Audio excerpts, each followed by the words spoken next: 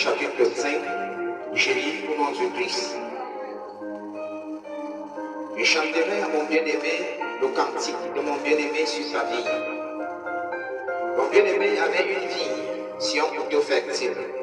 Il en remia le sol, ôta les pierres et y mit un plan délicieux. Ministère Père, Fils, Saint-Esprit, visionnaire, grand apôtre. Il bâtit une tour au milieu d'elle et il y creusa aussi une cuve. Puis il espéra qu'elle produirait de bons raisins, mais en a produit de mauvais. Maintenant donc, habitants de Jérusalem et hommes de Juda, soyez juges entre moi et ma fille. Y avait-il encore affaire à ma vie que je n'ai pas fait pour elle? Pourquoi, quand j'ai espéré qu'elle produirait de bons raisins, en a-t-elle produit de mauvais? Je vous dirai maintenant ce que je vais faire à ma vie. J'en arracherai la haie pour qu'elle soit broutée. J'en attaquerai la clôture pour qu'elle soit foulée aux pieds. Je la retirerai en riz, elle ne sera plus taillée ni cultivée.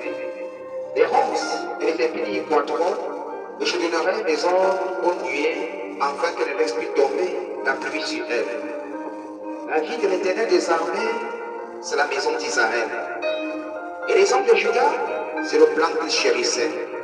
Il avait espéré de la droiture, et voici du sang versé. De la justice, et voici des cris de détresse. Malheur à ceux qui ajoutent maison à maison, et qui joignent champ à champ, de savent qu'il n'y a plus d'espace. Et qu'ils habitent seuls au milieu du pays. Voici ce que va révéler l'Éternel des armées. Certainement, ces maisons nombreuses seront dévastées. Ces grandes et belles maisons n'auront plus d'habitants. Même si des filles ne produiraient qu'un bat, et un homme de semences ne produira qu'un épha. Malheur à ceux qui de bon matin courent après les poissons enivrants, et qui bien avant la nuit sont échauffés par le vin. La harpe et le luth, le tambourin, la flûte et le vin animent leur festin. Mais ils ne prennent point garde à l'œuvre de l'Éternel, et ils ne voient point le travail de ses mains.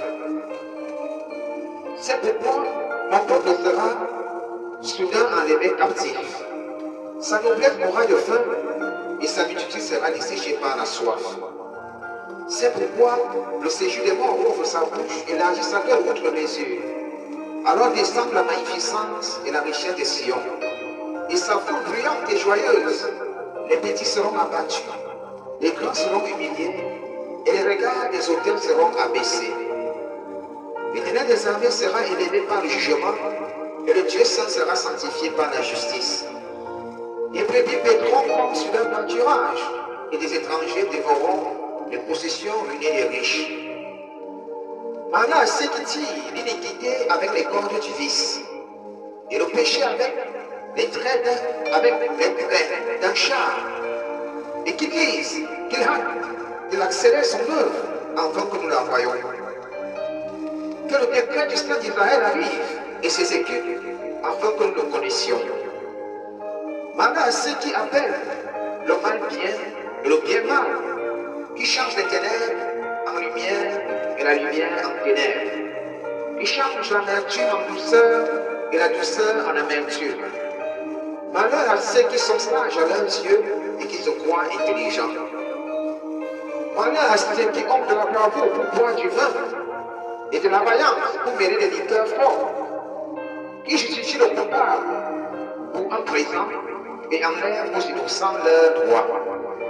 C'est pourquoi, comme une langue de feu dévore le champ, et comme la flamme consume l'herbe sèche, ainsi leurs racines se rencontrent de la pourriture, et leurs fleurs se dissipera comme de la poussière, car ils ont dédaigné la loi de l'Éternel des armées, et ils ont méprisé la parole du Saint d'Israël. C'est pourquoi la colère de l'Éternel s'enflamme contre son peuple. Il étend sa main sur lui, et il le frappe. Les montagnes s'ébranlent, et les cadavres sont comme des balayures au milieu des rues. Malgré tout cela, sa colère ne s'apaise point, et sa main est